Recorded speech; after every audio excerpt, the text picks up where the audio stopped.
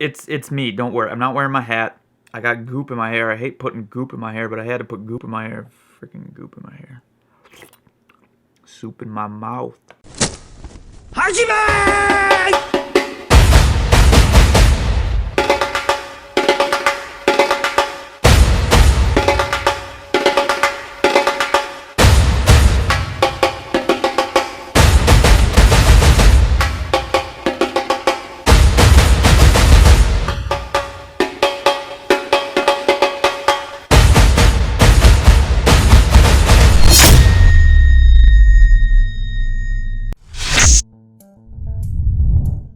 Welcome to the vlog. My name is Shawn Francis and we talk about pole vault stuff. Don't mind me. It's 8 o'clock and I haven't started making this pole vault vlog for tomorrow. I'm eating soup.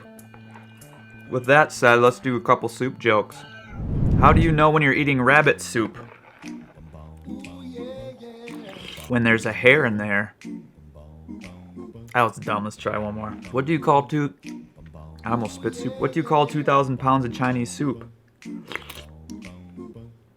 Wonton.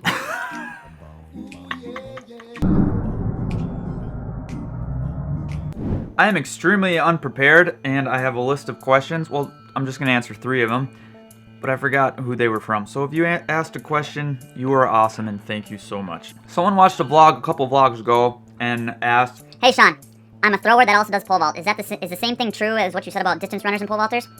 No, you can be a pole vaulter and a thrower. They both work the same energy system, the anaerobic energy system. And if you look at a thrower, they're very fast twitch. You've never seen a thrower throw like this. Or you might have, that just wasn't very good. So yes, you can do both, and actually they work really well. "Hey Shawn, I just broke a pole vault pole, and now, how do you overcome that fear?"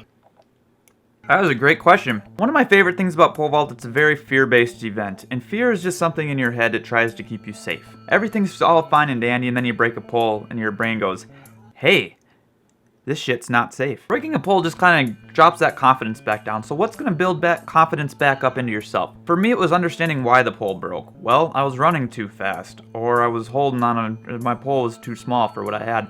And gaining that information and knowledge helped me get on the better sticks, and then I re-had that confidence. Without confidence in the pole vault, it's really hard to jump high. You have to hit it with everything you got. And if you really do break a pole, and you break it a good way, you'll land in the pit anyways. So don't be afraid to break the pole. That just means you're super awesome and you probably need the next stick anyways. So in reality, I guess I look at a pole break as a graduation to being even more awesome. "Hey Shawn, I was a gymnast, and I'm learning how to pole vault my first year, but I double leg swing because I was a gymnast, and that's how I learned how to swing really high. And I just don't understand how to do the punch part you were talking about. My hips are going up, but my head is going down. Do you have any drills that could help me, or just help? I don't know what to do." If you can do boobkas, great. That's the best thing you can do, I think, because it helps kind of figure that out. Because it's not necessarily a strength thing, it's a timing thing. I've seen a lot of really strong kids who couldn't do it, and I've seen a lot of weak kids who could do it. But the best athletes are obviously... Whoa, my phone's going off. That's my girlfriend. Obviously, a really strong kid and a kid that has the timing down is going to be the best. So how do you get there? The punch is a lot like a deadlift or a RDL. Let me show you here. Alright, here's a stick, right? Pretend it's a pole. Now, you do a deadlift, you come all the way from the ground, and you lift it up, right? Or like this. Now, when you do the pole vault, I always coach swing to your knees, right above your quads, and just invert. So this motion is essentially a pole vault punch. So if we're doing the swunch, it would be a swunch, you know? Bam, right up here. Grab a bar, go down to right below your kneecaps and back up. You can keep your legs straight for an RDL, or you can bend your knees for this tuck and punchers. You know, they both work. But that's essentially what you do. Shoulders going up, hips are going forward. Bam. That's how you do it. Does that make sense? I hope it does. So everyone should have RDLs or, you know, deadlifts in their training if they're really serious about the pole vault. I think it's one of the best things you can do. It helps with the punch, it helps with speed, it helps with power. It's just an overall great exercise. All right, first video is from Glenn Clovis again, and this is, I wish I could say his name, Marquees, M-A-R-Q-U-E-E-S, Marquees, Marcus? Bam. Good jump. I really like it. All right, let's slow this guy down. Look at that. Arms straight. Looks good. Oh, killer separation. Nice jump, dude. Good. I'll give you two little things here. Right here, I want you to think about throwing your arms towards the crossbar right away. Like, don't hesitate. So the legs are going, but the arms are staying back. And then when you throw your arms a little later, then the pole kind of sinks down. So if you can throw up and forward towards that bungee first, that'll, dude, you're already destroying that pole, but that's gonna be even better.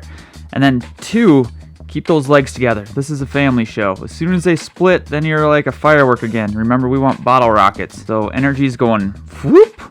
And, you know, you got to pay extra if you go to a show like that. I don't think you're old enough to go to a show like that. So keep your legs together. And that looks great. All right, second video. This is Freddie. Your first problem is that you're a left-handed pole vaulter. I'm just kidding. I love left-handed pole vaulters. Okay, so I talked to you on Instagram a little bit, and I kind of talked about your plant. So think about jumping just a little bit more because, man, we are just under by like a foot. This looks like it hurts. So... but after that, right here, your arm's coming in like you want it to, but then we're a little late on the timing of the pull. Our hips are still low, so then is what most people do is they start pulling down so they can feel pressure, and I bet that's what you do. Yep. And then we never get inverted. So this arm's got to keep staying in, and then let those shoulders just continue to drop. And a lot of those Bubka drills that I was showing the other day, and what I talked about, those deadlifts, that'll help a whole bunch too. So yeah, get a little bit of work on that plant. God, you got so much power going into that pole. Just looks like it's about ready to be done. Yeah, and then just a little bit of timing up top. It's hard to invert when you're pulling on it. So right here we're pulling, and then it's impossible to get inverted. That bottom arm, remember, top arm does all the work.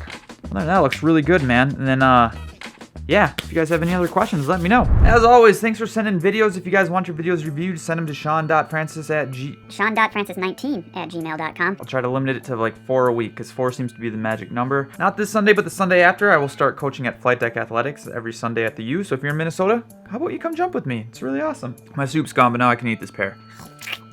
Really juicy. If you guys have questions, leave them in the comments below and I will answer all of them. You can ask me anything. It doesn't even have to be about pole vault, I'll answer it. Don't you worry your little faces off. With that said, life is meant to be experienced and curiosity will get you there. See you tomorrow.